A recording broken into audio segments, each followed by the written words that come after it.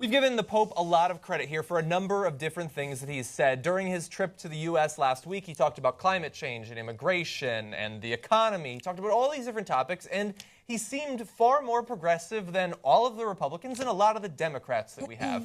But don't let that fool you into thinking that he is anything other than the leader of a major religion. And that means that there's going to be topics that we disagree wholeheartedly with him on. And this came up recently when he was talking about Kim Davis, whose side he is 100% on. He said conscientious objection must enter into every judicial structure because it is a right, saying that she has been a conscientious objector in denying the marriage licenses. I can't have in mind all cases that can exist about conscientious objection, but yes, I can say that conscientious objection is a right that is a part of every human right.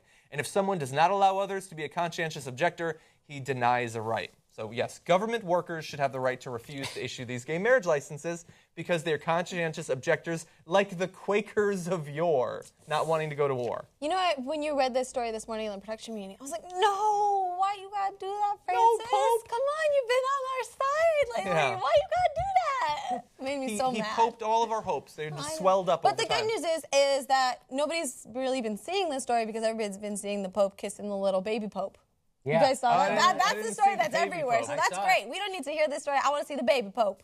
I did not see the baby Pope. It's a really... Oh, I'll pull up a picture. So, is this a baby? A baby Pope. You're pointing out that while his rhetoric, he hadn't mentioned abortion the whole trip. People are saying that that he hasn't mentioned, even said the word abortion. Okay. So it's nice that he wants to refocus, but you know, it's kind of like the Nazis putting the focus on the food. You know what I mean? It's like.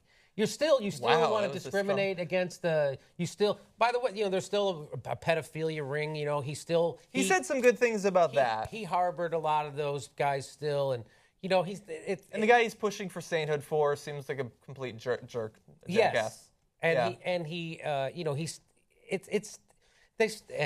there's still a lot of pride, still religion, there's still group, there's still superstition, it's all that stuff. The fact that he's saying some better things is nice. Yeah. It's nice, but he's not saying, he still discriminates against gays. Hey, they still don't let women in positions of power inside the Catholic Church. So that's kind of ironic when Ben Carson says other religions don't treat people the good as we do. Right. There aren't any women in positions of power. In fact, that was the whole thing. The popes and the bishops and the priests, they tell the nuns to do whatever the fuck they feel like telling them to do. My uncle was a priest, and he was put in position, and they're all like human beings. They're maniacs when they get power.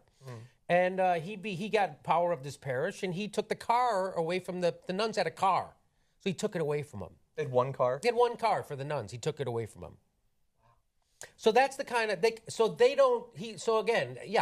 want this guy to be better than he is. He's still a backwards religious guy who doesn't respect the rights of women, and he doesn't respect the rights of gays. He just doesn't want to. Don't look at how we treat them. That's what he's saying. Just avert your gaze with a Z.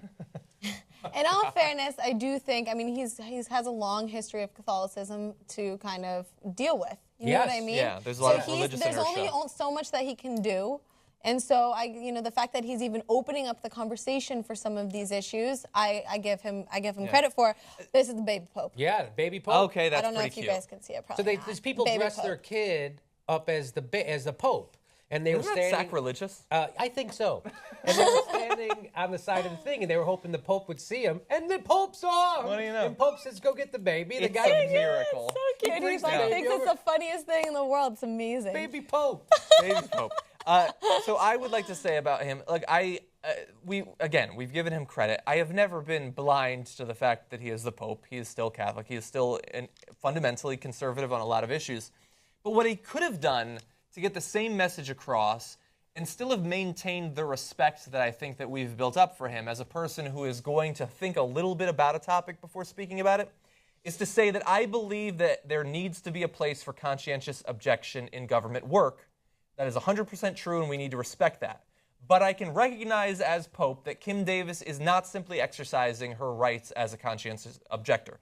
She has shown time and time again that it is not enough for her to not sign them, the marriage licenses, that she wants to go in and deface the ones that other people have signed. She wants to stop other people from signing them. It has almost nothing to do with her soul and maintaining her moral status, and everything to do with setting up her own private fiefdom where she exercises dictatorial power over the people that work for her, including her family members, and makes sure that these people cannot exercise their rights to get married, which the Supreme Court has given them.